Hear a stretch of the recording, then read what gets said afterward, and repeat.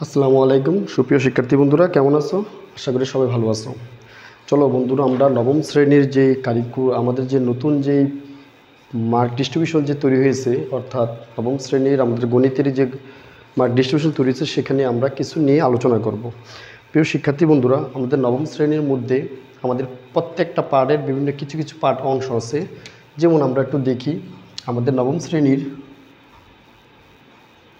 অর্থাৎ নবম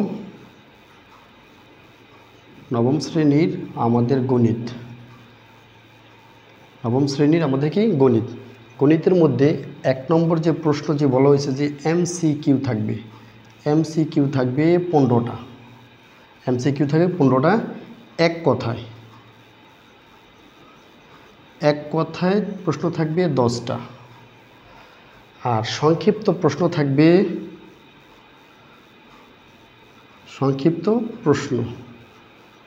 সংক্ষিপ্ত প্রশ্ন থাকবে 13টা, আর বহু নির্বাচনী প্রশ্ন অ্যান্সার করতে হবে 10টা থেকে 7টা। তাহলে এখানে এক কথায় টোটাল মার্কটা যদি দেখি, এক কথায় হইতেছে 15, আর এখানে 10 হইতেছে কি 10, এখানে হয়েছে 2 করে মার্ক হইতেছে 26, আর এখানে 7 করে এক একটা হচ্ছে 7 করে মার্ক, 7 7 49। এই হলো আমাদের টোটাল 100 মার্কের একটা পরীক্ষা। অর্থাৎ আমাদের গণিতের নবম শ্রেণীতে এই ধাপে ধাপে অর্থাৎ এমসিকিউ থাকবে কয়টা? 15টা। এক কথা উত্তর থাকবে কয়টা? 10টা। আর সংক্ষিপ্ত প্রশ্ন উত্তর আলোকে থাকবে 26টা, আর বহু নির্বাচনী প্রশ্ন থাকবে 20টা। প্রিয় শিক্ষার্থীবৃন্দরা, চলো বন্ধুরা, আমরা আজ যে স্যাম্পল কোশ্চেনটা আছে সেই কোশ্চেনের আলোকে কী ধরনের কোশ্চেনগুলো হতে পারে সেখান থেকে আমরা একটু নিয়ে আলোচনা করব। প্রিয় শিক্ষার্থী বন্ধুরা, আমাদের এখানে একটা কোশ্চেন দেওয়া ছিল, এভাবে যদি কাছে দেখাই তাহলে দেখা যাবে কোশ্চেনগুলো আমরা বোর্ডে কটকে দেব।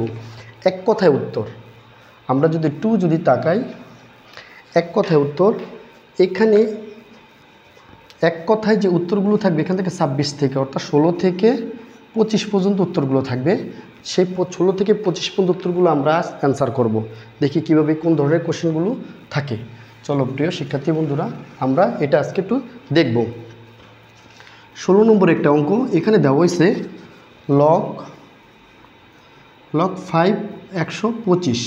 তাই এটার মান কত?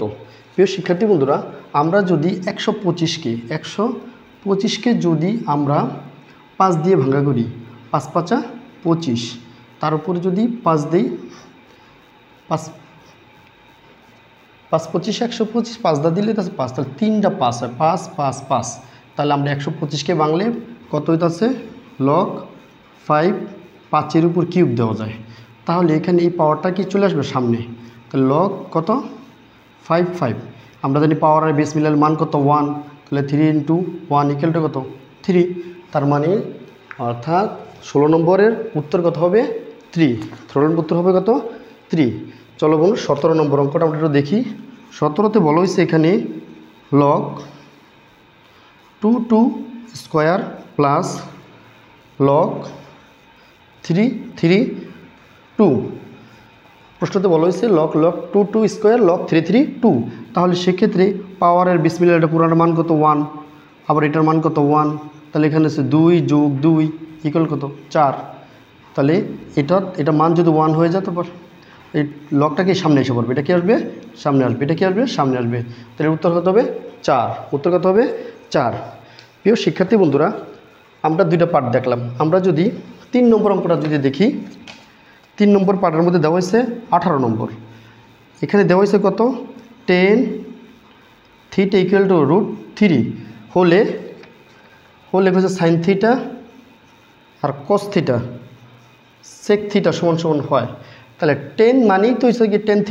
তাহলে 10 মানে কি? sin θ / cos θ। sin θ / কত? cos θ = কত? √3। এখন sin θ cos θ মানে 1/cos θ। cos θ মানে কি?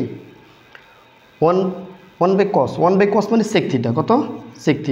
তাহলে sec θ মান √3। তাহলে এটার মান কত হবে? √3। প্রিয় শিক্ষার্থী বন্ধুরা, আমরা তো বুঝতে পারতেছি যে একটা ধাপে ধাপে 4টা পার্টে কি আমাদের করা যাচ্ছে।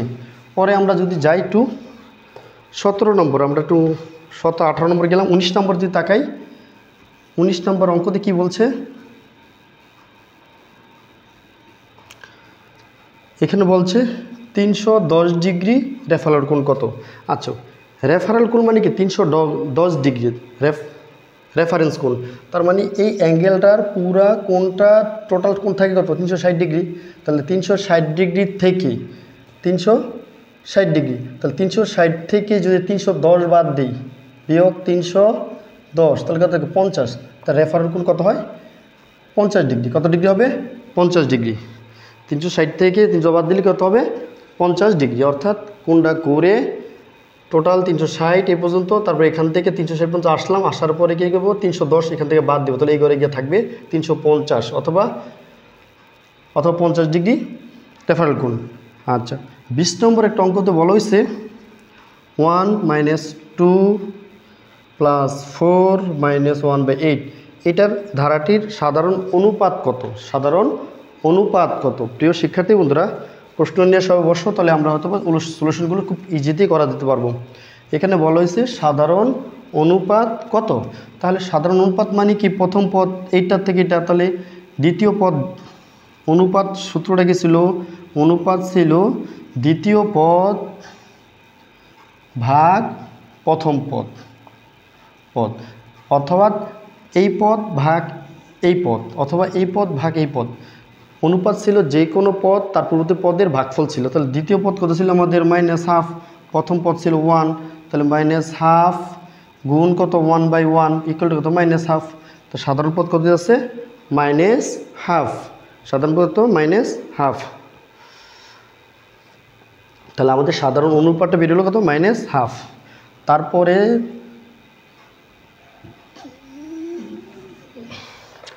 20 নম্বর 21 নম্বরে বলা হয়েছে যে সাধারণ লগের ভিত্তি হিসেবে কোন ধরনের সংখ্যা ব্যবহার করা হয়। সাধারণ লগ ভিত্তি হিসেবে লগের কোনো কিছু যদি দেওয়া না থাকে সেখানে আমরা ধরিকে 10 ভিত্তিক বলা হয়। কত ধরা হয়? তাহলে ভিত্তি 10 ধরা হয়। কত ধরা হয়? 10 ধরা হয়। 22 নম্বরে যে অঙ্কটা আছে সেটাতে কি বলা হয়েছে দেখি আমরা একটু। 22 নম্বর একটা অঙ্ক, সেখানে একটু দেখো প্রিয় শিক্ষার্থী বন্ধুরা। 22 নম্বরে একটা অঙ্ক দেওয়া হয়েছে 60 + x কোণের সম্পূরক কোণ কত ডিগ্রি। কি কোণ? সম্পূরক কোণ। আমরা জানি কোণ 3 প্রকার, একটা পূরক কোণ, একটা সম্পূরক কোণ আর একটা কি প্রবৃদ্ধ কোণ। তাহলে এখানে বলা হয়েছে কি সম্পূরক কোণ। আমরা জানি দুইটা কোণের সমষ্টি যদি যোগফল যদি 180 ডিগ্রি হয় তো কোণটাকে বলা হবে কি সম্পূরক কোণ। কি কোণ? সম্পূরক কোণ। তাহলে আমাদের এই যে দুইটা কোণের যোগফল কত 180 ডিগ্রি হয়ে যাবে, অর্থাৎ 60 + x = কত 180, অর্থাৎ 180 ডিগ্রি যদি হয়ে যেত সম্পূরক কোণ, তো সেক্ষেত্রে কত হইতেছে x = কত 180 - 60 কত হইতেছে 120 ডিগ্রি। কত হইতেছে 120 ডিগ্রি। তাহলে এত এর সম্পূরক কোণ কত হবে? সাধারণ নিয়মে এত সম্পূরক কোণ হবে 120 ডিগ্রি। তাহলে সেভাবে সেই ক্ষেত্রে আমরা এভাবেই ব্যবহার করতে পারি, যেহেতু পুরোটা সম্পূরক কোণের কথা বলা হয়েছে। তাহলে 180 - 60 + x, তাহলে মানে 180 - 60 - x ডিগ্রি। তাহলে এখানে কত হচ্ছে 120 - x ডিগ্রি। তার মানে সম্পূরক কোণ কত হবে 120 - x ডিগ্রি। ঠিক আছে। তা 30 ডিগ্রিকে রেডিয়ানে প্রকাশ করে কত হবে? 23 নম্বরটা 30 ডিগ্রিকে রেডিয়ানে প্রকাশ করলে কত হবে দেখি আমরা। এই যে 30 ডিগ্রি, আমরা জানি 1 ডিগ্রি সমান π/, কত 180 রেডিয়ান। তাহলে সুতরাং 30 ডিগ্রি কত হবে? 30 ডিগ্রি 30 π/, কত 180। তাহলে এখানে কাটাকাটি করলে আমাদের কত আছে 3 × 6 = 18, তাহলে π/6 রেডিয়ান। কত হয়? 30 ডিগ্রিতে কত হবে? π/6 রেডিয়ান। এর পরবর্তী আমরা 2 দেখব, 30 ডিগ্রিতে π/6 রেডিয়ান। 23 নম্বর। 24 নম্বর বলা হয়েছে কি? 24 নম্বর বলা হয়েছে 0 1 1 2 3 5 এই সংখ্যাটার 10তম পদ কত। প্রিয় শিক্ষার্থী বন্ধুরা, আমরা যদি সংখ্যার দিকে তাকাই, এই ক্রমটার দিকে তাকাই, দেখা যাচ্ছে এটা একটা ফিবোনাচি ক্রম। ফিবোনাচি ক্রমের তাহলে এটা আর এটার যোগফল হচ্ছে এটা, 1 এর যোগফল এটা একটা যোগ, তাহলে 3 আর যোগ 8, 8 আর 5 কত 13, 13 আর 5 কত 21, 21 আর কত 34। তাহলে এখানে 1 2 3 4 5 6 7 8 9 10, তাহলে 10তম পদ কত হবে 34। এভাবে তুমি ধাপে ধাপে নিবা, যত নম্বর পদ চাবে তত নম্বর পদই দিয়ে দিতে পারবে। 25 নম্বরে এক কথায় উত্তর। 25 নম্বরে বলা হয়েছে Sn equal to a r to the power n-1 by r-1। এখানে সূত্রটি দ্বারা আর দ্বারা কি বোঝায়? সাধারণত আর হলো কি অনুপাত, কি একটা ধারার বা একটা ক্রমের অনুপাত। গুণিত ধারার ক্রমের অনুপাত কি দ্বারা প্রকাশ করা হয়? আর দ্বারা প্রকাশ করা হয়। গুণিত ধারার ক্রম অনুপাতকে কি দ্বারা প্রকাশ করা হয়? আর দ্বারা প্রকাশ করা হয়। তাহলে আমরা এই অনুপাতগুলোকে আর দিয়ে প্রকাশ করা হয় যে সেটা আমরা নিতে পারি। প্রিয় শিক্ষার্থী বন্ধুরা, আমরা যদি একটু তাকাই তাহলে আমরা এই জিনিসগুলো দেখতে পাবো। তাহলে আমরা কি বোঝা গেছে ব্যাপারটা? তাহলে এই ইজি একবার ফরম্যাট সহজ অনুপাতের জন্য আমরা এটা ব্যবহার করতে পারি। তাহলে আমরা এর পরবর্তী সেশনের টাইপ 2-তে মধ্যে আমরা সংক্ষিপ্ত প্রশ্নের উত্তরগুলো দেওয়ার চেষ্টা করব। ধন্যবাদ সবাইকে।